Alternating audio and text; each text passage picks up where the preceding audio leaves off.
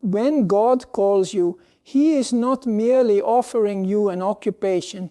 He is offering you an identity rooted in His eternal plan. The world has trained us to think that our worth is tied to our titles, to the companies we work for, to the steady paycheck that arrives at the end of the month. But heaven operates on a completely different economy.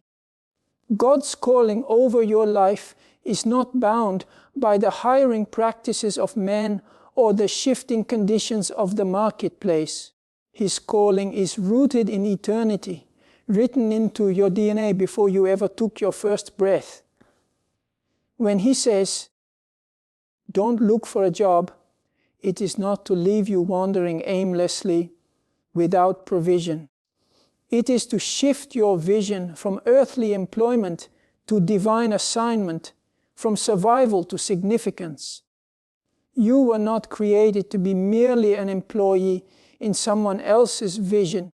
You were fashioned to be a vessel for His vision on earth. That is why certain positions you applied for didn't respond. That is why some interviews felt empty even when they went well. That is why you sometimes sit at a desk in a uniform or behind a counter and feel a restlessness you cannot explain. It is the Spirit of God within you whispering that you are more than the job description printed on a piece of paper. He has placed something in you that no human employer can fully unlock. You may be working now, but deep inside, you know there is a higher work, a kingdom work that is calling you by name. When we anchor our value in earthly employment, we run the risk of making man our provider. We measure our worth by promotions, raises, and recognition from people. But when we anchor our value in God's calling, we begin to see Him as the true source of our provision. It is not the company that feeds you. It is God using the company as a channel. And if He can use a company as a channel, He can also use any other means. He is not limited by contracts, resumes, or qualifications. He can send manna in the wilderness, bring water from a rock, use ravens to feed His prophet, and multiply a widow's last drop of oil. If you truly believe He is Jehovah Jireh, the Lord your provider, then your security no longer depends on the hiring decisions of men. The call of God over your life is always bigger than the comfort of a stable paycheck. That is why it often feels risky. That is why it requires faith. It pulls you away from what feels safe and predictable and into what feels uncertain, yet deeply fulfilling. His calling is not about putting you in a position to simply earn a living. It is about placing you in a position to fulfill your purpose. Sometimes that means He will keep you from certain jobs because they would distract you from your assignment. Other times, He will remove you from employment altogether, not as a punishment, but as a release into something greater. And in that moment, the natural mind will panic, but the spiritual ear will hear, "Do not fear, I am with you." When you understand this truth, rejection no longer crushes you, and unemployment no longer defines you. You begin to live in the reality that your destiny is not a matter of being hired, but of being called. A job can be taken away, but a calling cannot be revoked. A company can close down, but God's purpose stands forever. Even if every door in the corporate world closes, the door of your divine assignment remains open.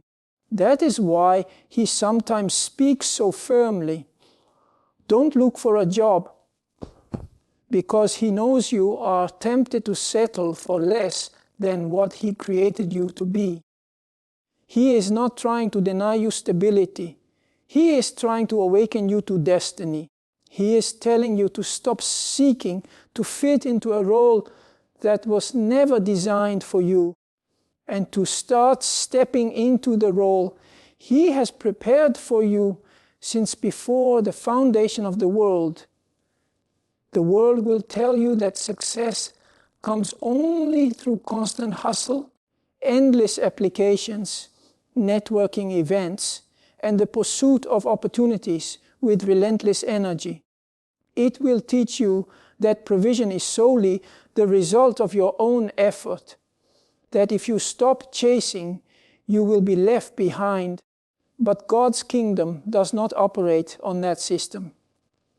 In His order, provision comes not from striving alone, but from obedience to His voice. He is not opposed to hard work, but He knows that without His guidance, your work can lead you in circles, exhausting your energy without producing the fruit you long for. When He says, "Don't look for a job," He is shifting your focus from depending on your hustle to depending on His direction. He is teaching you that the security of your future does not rest in the number of Are Sumes you send, but in the faithfulness of the one who directs your steps. Obedience to God may sometimes look like stillness when the world says run. It may mean waiting when every instinct tells you to act. It may even mean turning down opportunities that seem good on the surface because deep down you know they do not align with His plan for you. This is not laziness, and it is not carelessness. It is trust.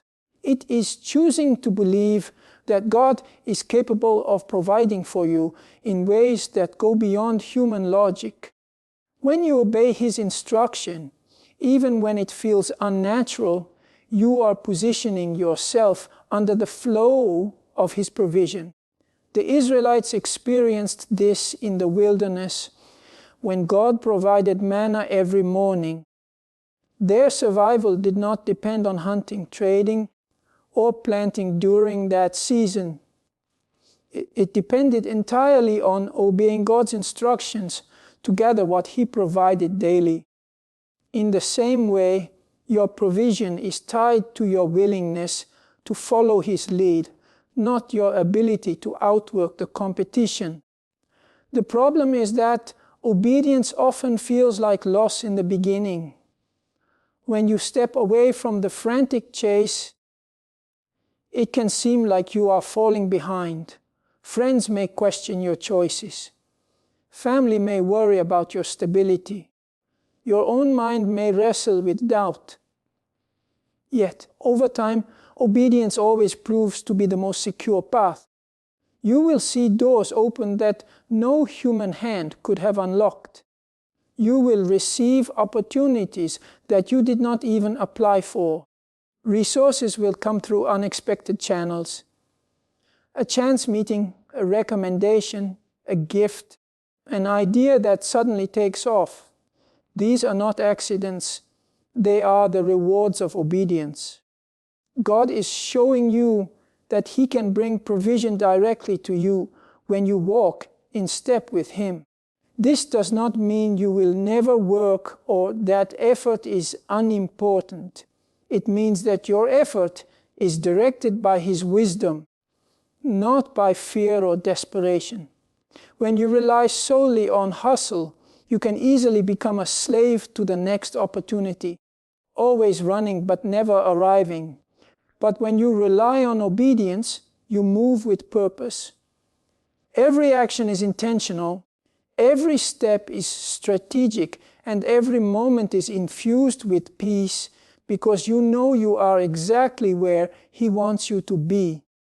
Provision becomes a byproduct of relationship, not a reward for frantic activity. God's provision is not limited to a paycheck. It can come through people He sends to help you, ideas He inspires within you, or even in the form of favor that causes others to open doors for you. The same God who fed Elijah through ravens and sustained a widow's household through a jar of oil is the God who will sustain you. He is not bound by economic conditions, hiring freezes, or industry trends. Your hustle can get you noticed, but only His favor can sustain you. And favor comes when you align your actions with His instructions, trusting that the one who called you will also provide for you along the way.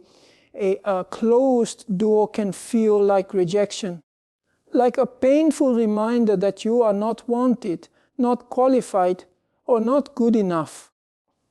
The email that says, "We've decided to move forward with another candidate," the job posting that disappears before you can apply, the interview that seemed promising but leads nowhere. All of these moments can weigh heavily on your heart. Yet in the kingdom of God, a no is often not a rejection at all, but a divine redirection. It is God's way of saying, "Not here, not now. I have something better in mind." His no is not meant to push you down, but to turn you toward the path He has prepared for you. A path you might never have considered if the other door had stayed open. The challenge is that we often see only what is directly in front of us, while God sees the entire road ahead.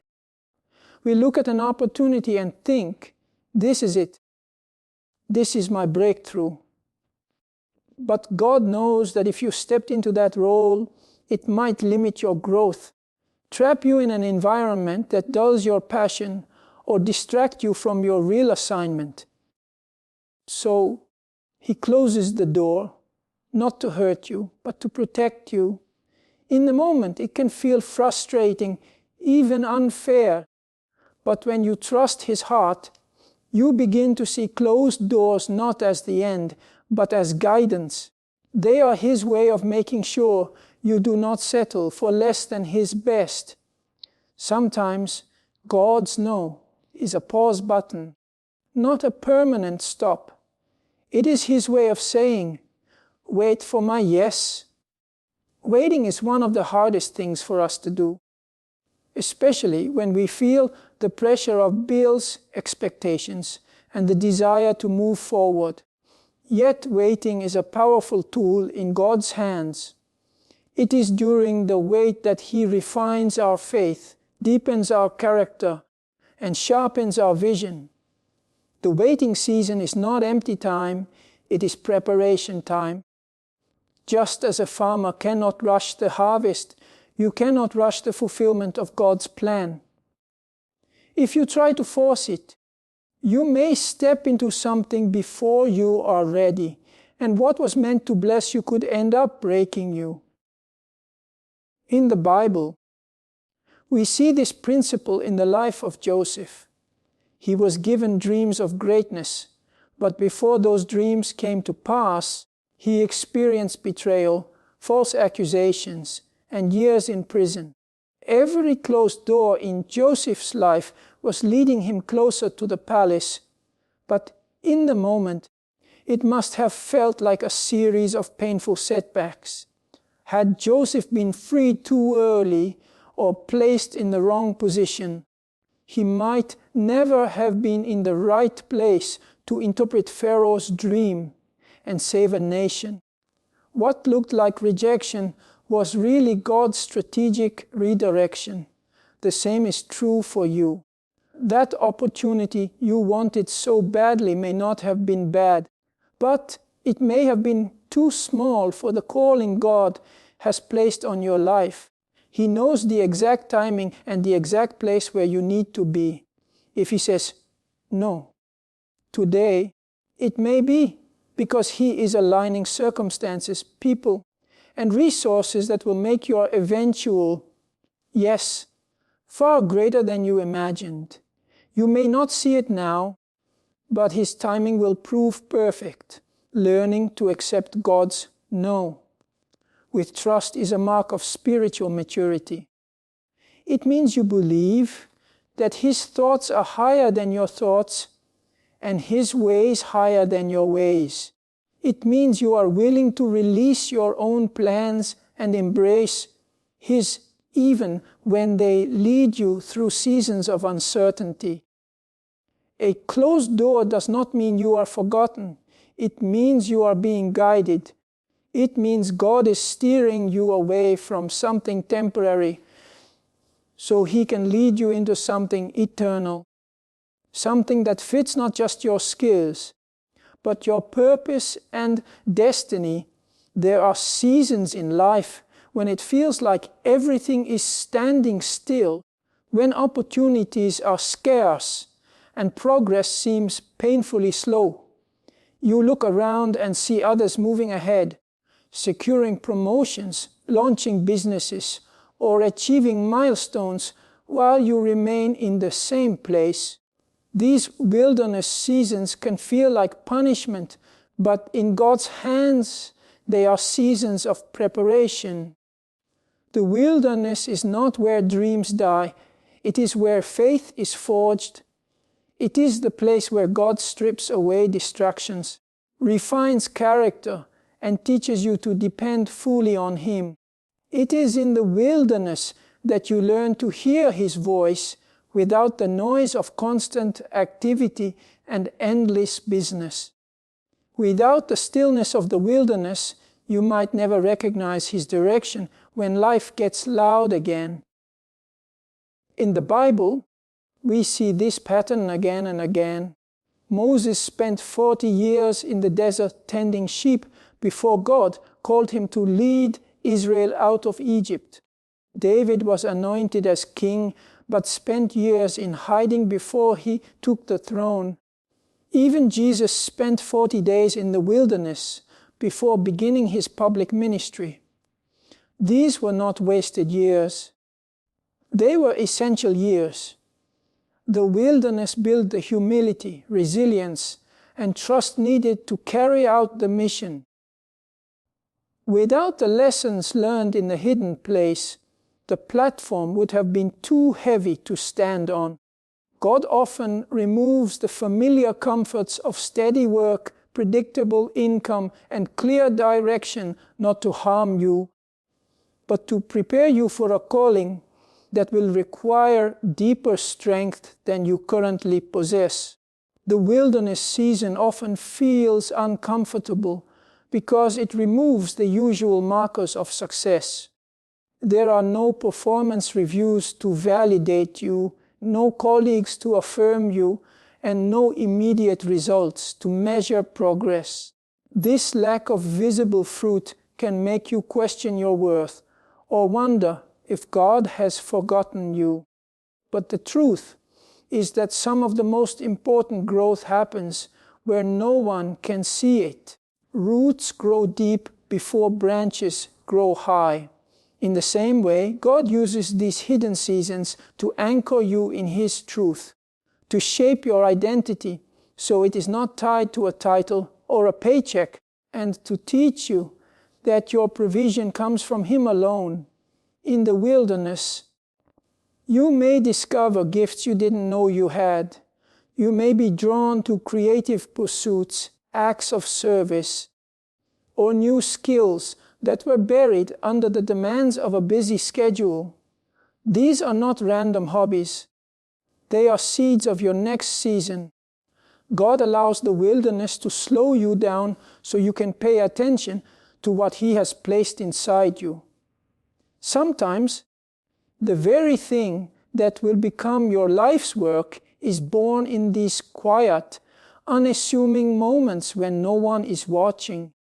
The lack of external pressure gives space for internal clarity, and before you know it, you begin to see the outlines of the vision God has for you. Another lesson of the wilderness is reliance. When you are in a job, your needs are met through a predictable system. But in the wilderness, you learn to trust God daily.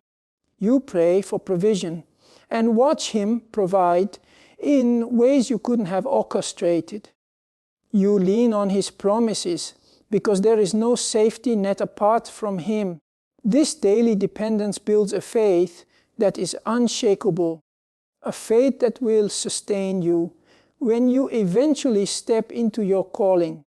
The wilderness is where you stop living on yesterday's faith and start experiencing God in fresh, personal ways that no sermon or book could have given you. It's easy to want to rush through this season, to force open doors or grab at opportunities that appear just to escape the discomfort. But if you can embrace the wilderness as a divine classroom, you will come out of it not only prepared for your assignment, but transformed in ways you didn't think possible. God is not wasting this time. He is investing in you, building the foundation for the greater work that is coming, shaping you into someone who can handle the weight of blessing without losing sight of the one who gives it, or your gift is not something you randomly stumbled upon. It is a deposit from God, placed in you before you were born, designed to be the very thing that sustains you. A job is only one possible channel through which provision can flow, but your gift is the true source of bread because it is directly connected to your God-given purpose.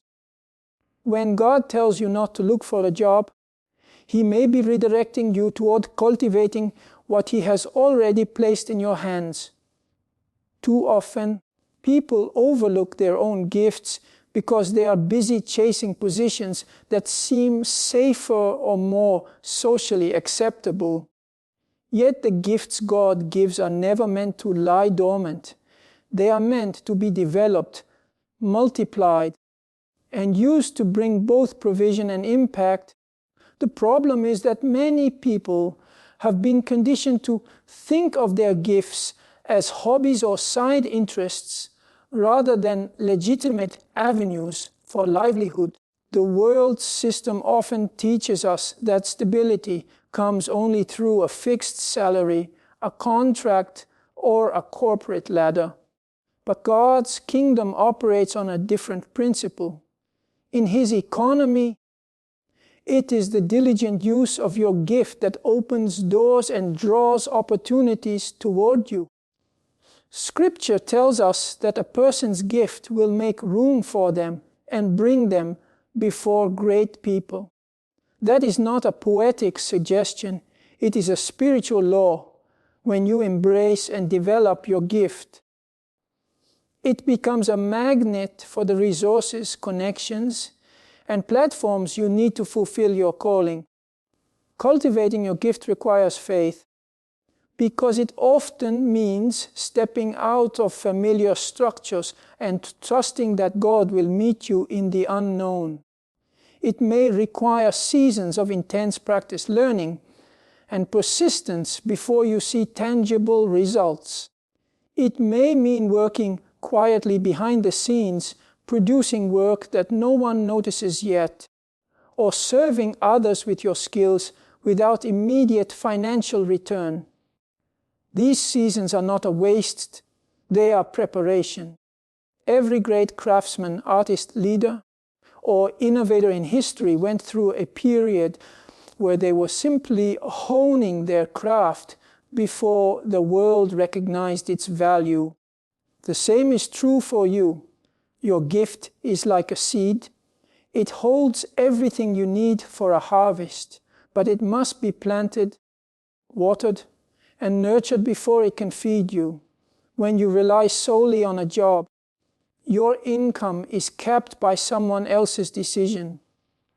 Their budget, their evaluation of your performance, their view of your worth. But when you operate in your gift under God's direction, there is no ceiling. The source of your provision is limitless because it flows directly from Him.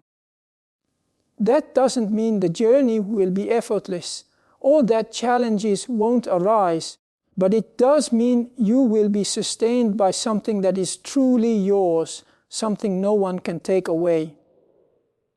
Jobs can be lost. Industries can collapse, but a gift from God is eternal. Even in seasons when the economy struggles, your gift can still create opportunities, solve problems, and meet needs in ways that attract provision. Your gift is also tied to fulfillment. A paycheck can cover your expenses, but it cannot satisfy your soul if you are not aligned with your purpose. Many people work for decades in jobs that drain them simply because they fear the uncertainty of stepping into their gifting. Yet, when you begin to operate in the area God has designed you for, work no longer feels like a burden. It becomes an expression of who you are. You find energy instead of exhaustion, creativity instead of burnout, and joy instead of dread. The impact of your work extends beyond you, touching lives and advancing God's kingdom in ways you may not even realize. Sometimes God has to remove the crutch of a job so you can finally lean fully into your gift. He knows that as long as you have the security of a paycheck, you might never take the risk to explore the potential He placed inside you. This is why He may lead you into a season where you have no choice but to depend on your skills, creativity, and the inspiration He gives you. In that space, you discover that your gift is more than enough, not just to survive, but to thrive, to bless others, and to fulfill the purpose you were created for. Choosing purpose over a paycheck is one of the most countercultural decisions a person can make, because the world measures success almost entirely in terms of income, status, and material comfort. From a young age, we are taught to pursue careers that guarantee financial stability, even if they drain our energy and stifle our passion. But God's measure of success is not how much you earn, but how much you align with the calling He has placed on your life. When He says, "Don't look for a job," it may be His way of saying, "Stop chasing the safety of a paycheck and start pursuing the destiny I created you for." This is not a dismissal of work or responsibility, but a redirection toward a life that is led by vision instead of fear. The truth is, a paycheck can meet your immediate needs, but it cannot fulfill the deep hunger for meaning that God has planted in every heart. You can have a stable income, a comfortable lifestyle, and still feel empty if you are living outside your purpose.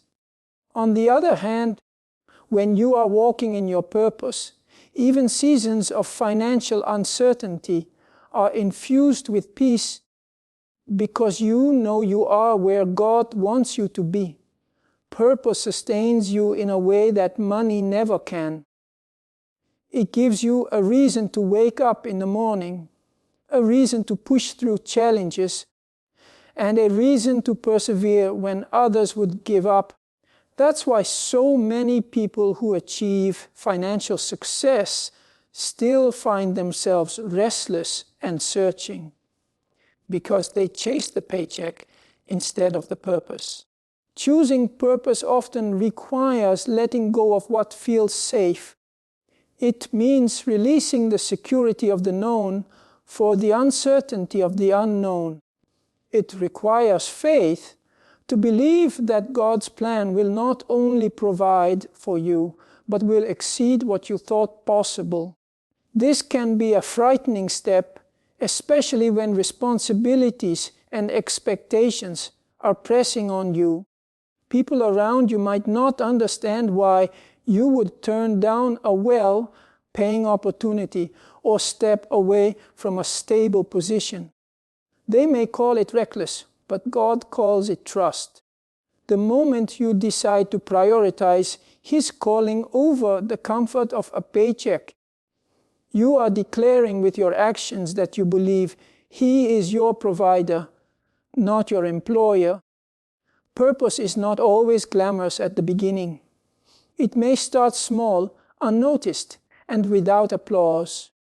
You may have to work harder in the early stages, balancing faith with discipline and resisting the urge to run back to the safety net you left behind. But over time, purpose produces fruit that money cannot buy. It opens doors to opportunities that align perfectly with your skills, passions, and the needs of the people you are called to serve. It allows you to create impact that lasts beyond your lifetime, touching lives in ways that will echo for generations. A paycheck ends when the workday ends, but the influence of a life lived in purpose continues long after you are gone. When you choose purpose over paycheck, your work stops being just a means of survival and becomes an act of worship. You begin to see your talents, resources, and opportunities as tools for advancing God's kingdom. You stop asking, "How much can I earn?" and start asking, "How much can I give? How much can I build? How much can I serve?" This shift in mindset changes everything. How you spend your time, who you partner with, and which opportunities you pursue. You stop chasing every open door and start discerning which doors lead to your destiny. There will always be moments when the paycheck looks more appealing than the path of purpose, especially when challenges come. In those moments, you must remember that God's provision is tied to His plan. If He called you to it, He will sustain you in it. The paycheck might be predictable, but it is limited by human systems. Purpose, when aligned with God's will, taps into a limitless source. It is not about rejecting work. It is about choosing work that matters, work that aligns with the assignment heaven has given you, work that leaves a legacy that outlives you,